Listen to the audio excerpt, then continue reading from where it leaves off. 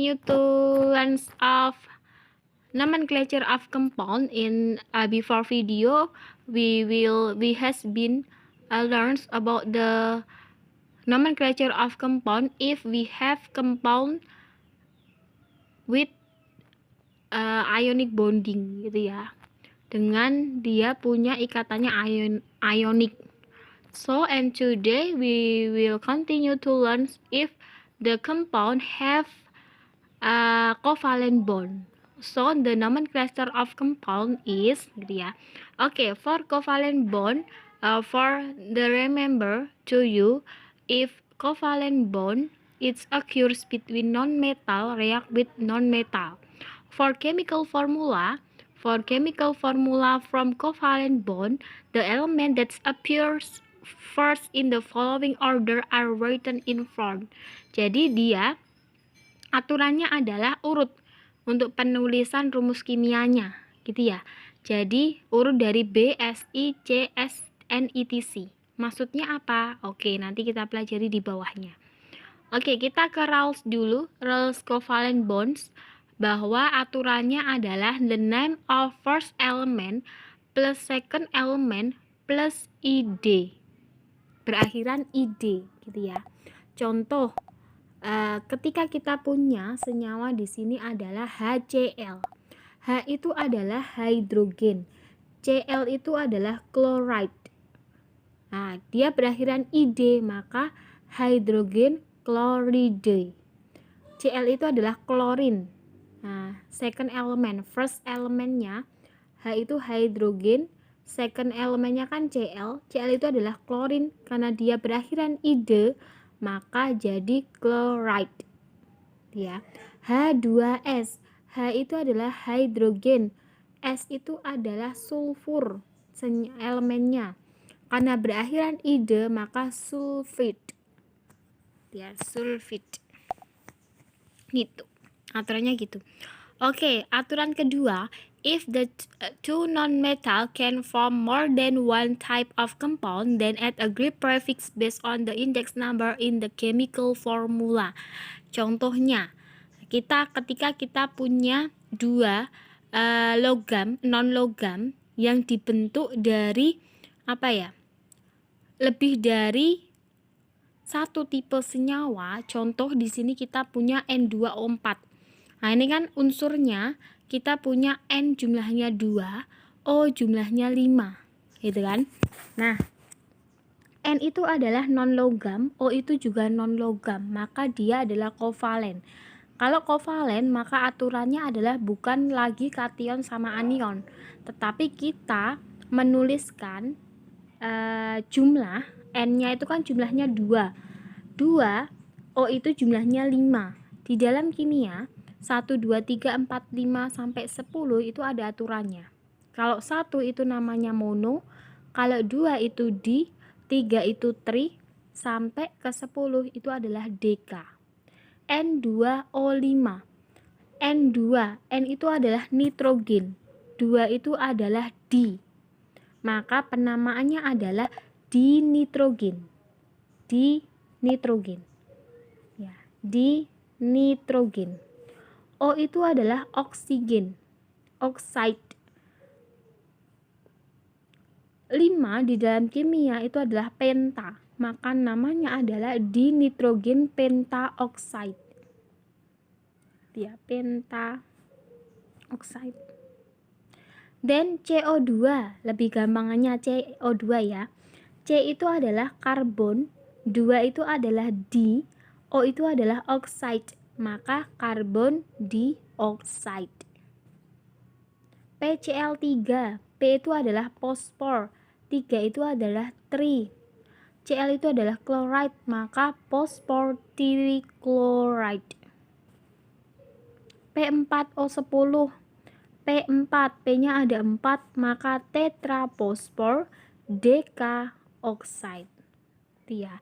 Jadi kalau mono, kalau misal tadi ya CO2 itu kan C-nya jumlahnya 1. Kalau 1 itu adalah mono.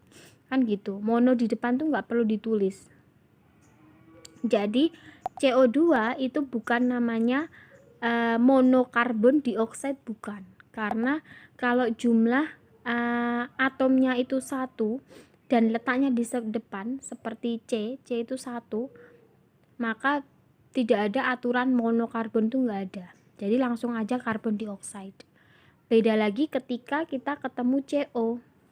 Nah, C itu kan dia karbon kan jumlahnya juga 1, tetapi mono itu nggak perlu ditulis untuk ini loh, untuk unsur yang di depan.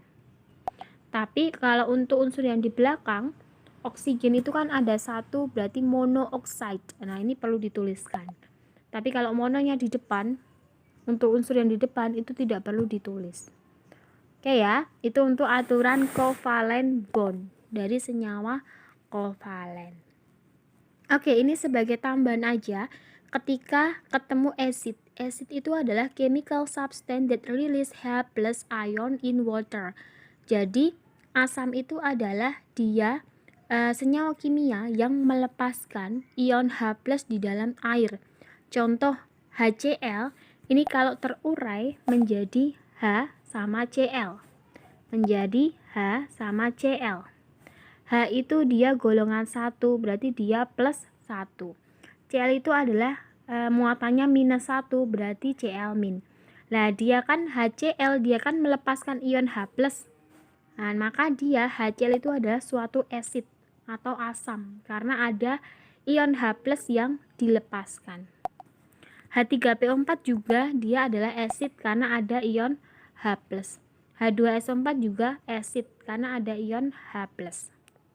Itu. Jadi disebut asam, suatu senyawa itu disebut asam karena melepaskan ion H+ dari senyawanya. Itu ya.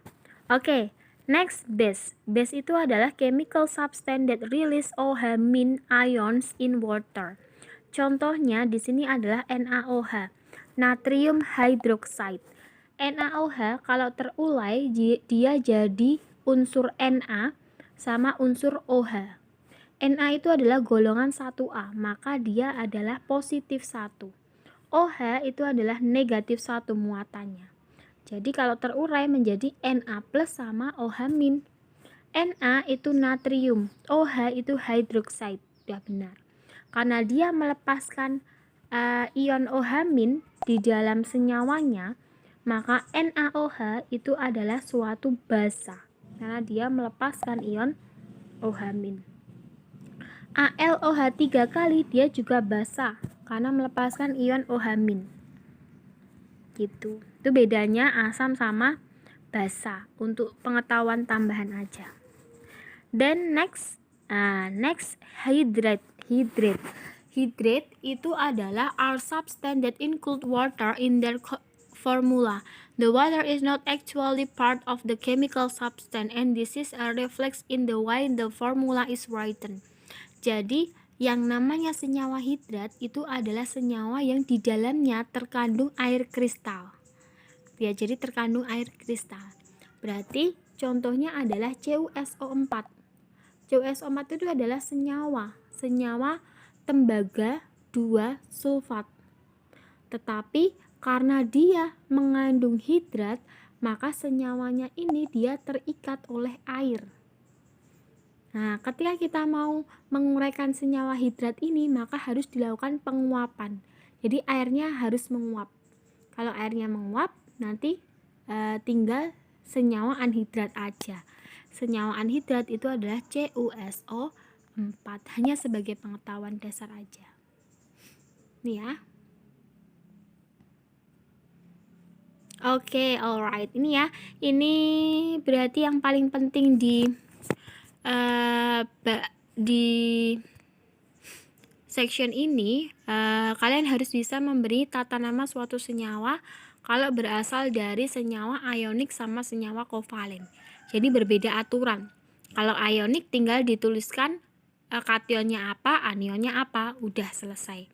Tetapi kalau yang namanya kovalen bond berarti harus mengikuti aturan yang di, tri, penta, heksa, hepta seperti itu. Jadi berbeda. Gitu ya. Oke, alright, thanks for your attention.